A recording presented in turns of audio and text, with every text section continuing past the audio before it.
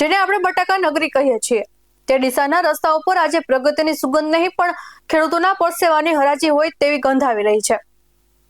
એશિયાના બટાટા હબ તરીકે ઓળખાતું બનાસકાંઠા આજે એક વિચિત્ર વિરોધાભાસ જીવી રહ્યું છે.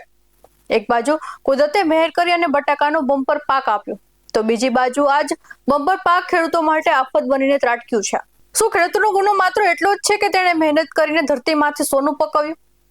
આજે સ્થિતિ એવી છે કે ખેડૂતોને પોતાના જ પાકના ભાવ માંગતા શરમ આવે છે અને તંત્ર મૌન સેવીને બેઠું છે. બનાસકાંઠાના બટાકા પકવતા જગતના તાત પર આજે કુદરત નહીં પણ બજારની આર્થિક થપાટે ડબલ માર માર્યો છે. નમસ્કાર દર્શક મિત્રો, હું છું શ્રદ્ધા સાધુ અને આપ જોઈ રહ્યા છો BS9 TV ન્યૂઝ. બનાસકાંઠા જિલ્લામાં બટાકાની ખેતી કરતો ખેડૂત ફરી એકવાર પાયમાલ થવાના આરે આવીને ઉભો છે. આ વર્ષ બટાકાનું મબલક ઉત્પાદન તો થયું, પરંતુ ઉત્પાદન જ ખેડૂતો માટે બોજ બની ગયું. ચાલો સમજીએ આ સમગ્ર ગંભીર પરિસ્થિતિને પોઈન્ટ ટુ પોઈન્ટ એનાલિસિસ દ્વારા. ભાવનો અભાવ અને આર્થિક પાયમાલી. બનાસકાંઠા ખેડૂતે ઓછી કમાણી આશા મોંઘા બિયારણ અને ખાતરનો ઉપયોગ કરી બટાકાનું વાવેતર કર્યું હતું. પાક તૈયાર થયો ત્યારે આશા હતી કે સારા ભાવ મળશે, પરંતુ બજારમાં ભાવ તળિયે બેસી ગયા. મહિનો વીતવા છતાં માર્કેટમાં કોઈ ઉછાળો આવ્યો નથી, જેના કારણે ખેડૂતોના ખિસ્સા ખાલી થઈ ગયા છે. કોલ્ડ સ્ટોરેજનો ડબલ માર. જે ખેડૂતોએ ભાવ વધવાની આશાએ પોતાના બટાકા કોલ્ડ સ્ટોરેજમાં સંગ્રહિત કર્યા હતા, તેમની હાલત સુડી વચ્ચે સોપારી જેવી થઈ ગઈ છે. બટાકા વેચાય ત્યારે તેની કિંમત કરતા કોલ્ડ સ્ટોરેજનું ભાડું અને મજૂરીનો ખર્ચ વધી રહ્યો છે. ખેડૂતો પાસે હવે બટાકા છોડાવવાના પણ પૈસા નથી. પરિણામે સ્ટોરેજ સંચાલકો અને ખેડૂતો બંને મૂંઝવણમાં છે. તંત્રની સૌથી મોટી ઉણપ અહીં દેખાય છે. જે ખેડૂતોએ કોલ્ડ સ્ટોરેજમાં જગ્યા ન મળી, તેમના બટાકા આજે ખેતરોમાં જ ખુલ્લામાં સડી રહ્યા છે. લાખો ટન બટાટા ગરમી અને યોગ્ય જાળવણીના અભાવે કચરો બની રહ્યા છે. ખેડૂતોની આખી સિઝનની મહેનત આજે ઉકળામાં ફેરવાઈ રહી છે. અહીં સવાલો ઉભો થાય છે કે જ્યારે બનાસકાંઠા બટાકાનું હબ છે, ત્યારે શું આપણી પાસે આવી પરિસ્થિતિ પહોંચી વળવા માટે કોઈ આગોતરું આયોજન નહોતું? શું સરકારી તંત્રે વધુ ઉત્પાદનની આગાહી સમયે જ નિકાસ કે પ્રોસેસિંગ યુનિટ માટે કોઈ વ્યવસ્થા ન કરવી જોઈએ? જ્યારે બજારમાં ભાવ ગગડે છે ત્યારે ટેકાના ભાવે ખરીદી અથવા ભાવ તફાવતની યોજના અમલમાં કેમ નથી આવતી?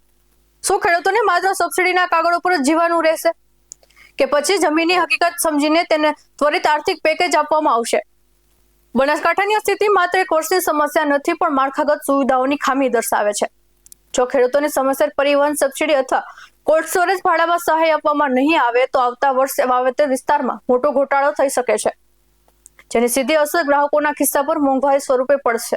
અત્યારે ખેડૂત માત્ર સરકાર તરફ મીટ માણીને બેઠો છે કે કોઈ એવી યોજના જાહેર થાય જે તેને આ દેવાના ડુંગર નીચે દબાયેલો બચાવી લે. હાલમાં સ્થિતિ ખૂબ જ નાજુક છે. ખેડૂતોના આશા સાથે માલ ભરાયો હતો, પણ હવે સ્ટોરેજનું ભાડું નીકળે તેમ નથી. ખેડૂતો પાસે પૈસા નથી અને અમારે પણ સ્ટોરેજ ચલાવવા માટે વીજળી બિલ અને મજૂરી ખર્ચ તો ચડે જ છે. જો સરકાર આમાં હસ્તક્ષેપ કરી ખેડૂતોને કોઈ સહાય નહીં આપે તો સ્ટોરેજમાં પડેલો માલ પણ બગડશે અને ખેડૂતો પણ બરબાદ થશે.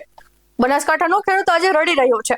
મહેનત તેની હતી, પરસેવો તેનો હતો, પણ નફો આજે શૂન્ય છે. તંત્રએ હવે જાગવાની જરૂર છે. શું સરકાર ખેડૂતોની આ વેદના સાંભળશે? શું તેને સબસિડી કે આર્થિક પેકેજની સંજીવની મળશે? આ તો હવે આવનારો સમય જ બતાવશે. આ વર્ષે બટાકાના ભાવમાં ખૂબ મંદી છે. ખેડૂતોની પડતર ઊંચી આવી છે. જ્યારે અત્યારે માલ બજારમાં વેચવા જાઓ છો તો 2 અને 4 રૂપિયાની પડતર આવે છે. 2 રૂપિયા અને 4 રૂપિયાના પૈસા ઊભા થાય છે. એટલે ખેડૂતોની ખૂબ હાલત ખરાબ છે. ખેડૂતોએ બધા બટાકા ખેતરમાં કોઈ લેવા નહોતું જતું, એટલે એમને સ્ટોરોમાં મૂક્યા છે. સ્ટોરોમાંથી અત્યારે માલ વેચાણનું ચાલુ થઈ ગયું છે, પણ એના કોઈ ભાવ ઉપજતા નથી.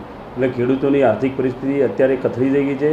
એના માટે સરકારે કંઈક સબસિડીનું વિચારે એવી અમને સરકાર પર આશા છે, અને દર વર્ષે સરકાર મદદ કરે જ છે. 2 વર્ષ પહેલાં પણ આવી જ પોઝિશન હતી જ્યારે ખેડૂતોની, ત્યારે સરકારે સબસિડી જાહેર કરી હતી. એટલે અમને આ વખત અમને વેપારી તરીકે અને ખેડૂતોને બધાને એવી સરકાર પર આશા અને વિશ્વાસ છે કે આ વખતે પણ સરકાર કંઈક સબસિડી આપી અને ખેડૂતોને બચાવવાનો પ્રયાસ કરશે. આવા જ ઉદ્દેશ સાથે મળતા રહેશું. તમે અમારી YouTube ચેનલને સબસ્ક્રાઇબ કરવાનું, અમને ઇન્સ્ટા અને ફેસબુક પર ફોલો કરવાનું ભૂલશો નહીં. બાકી અવનવી અપડેટ મેળવવા માટે આપ જોતા રહો BS9 TV ન્યૂઝ. નમસ્કાર.